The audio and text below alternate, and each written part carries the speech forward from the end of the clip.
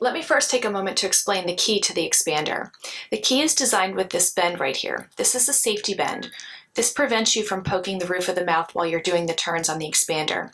When you go to insert the key into the expander, insert the key all the way up to this first bend, and that's how you know you're in the correct position. Okay, let me show you how to turn the upper expander. I'm going to show you on a model of real close-up view so that you can see what I'm doing. What you're going to do is take your key and insert the key into the hole in the forward position. This is the hole towards the front of the mouth. Go ahead and slide the key into the hole until you feel it hit that safety bend there. Then you're going to push back towards the back of the mouth until you see the next hole rotate around into that forward position. That's one complete turn. When you go to remove the key, be sure to pull straight down to remove it and not pull forward to remove it, because as you pull forward, you can see you're reversing the turn. So instead, make sure you pull straight down to remove the key. Then what you're going to do is always double check yourself. Go ahead and take your key and see if you can replace it into that forward hole again. If you can, you've done a great job turning. And here's what it looks like to turn the upper expander in somebody's mouth. So you're going to take your key, insert the key into the hole in the forward position, or the hole closest to the front of the mouth. Push all the way back towards the back of the throat.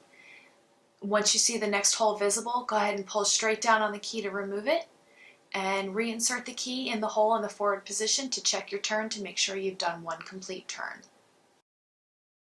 Okay, let me show you how to turn the lower expander again on a model of a patient's mouth so you can clearly see what it looks like. You're going to take the key of the expander and insert the key into the hole that's visible at the top of the expander. Once the key is all the way into that safety bend, you're going to push the key back towards the tongue and rotate it around until you see the next hole become visible on the top of the expander. That's one complete turn, so you can go ahead and slide your key straight out towards the tongue to remove it. And again, double check yourself by putting the key into the visible hole again to make sure you've completed your turn. And here's what it looks like to turn the lower expander in somebody's mouth.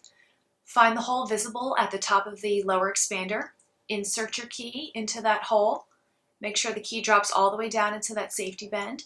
Push back towards the tongue until you see the next hole visible at the top of the expander. Then pull straight back on the key to remove it. And double check your turn by putting the key into the next hole that's become visible. And that's how you turn expanders. Great job!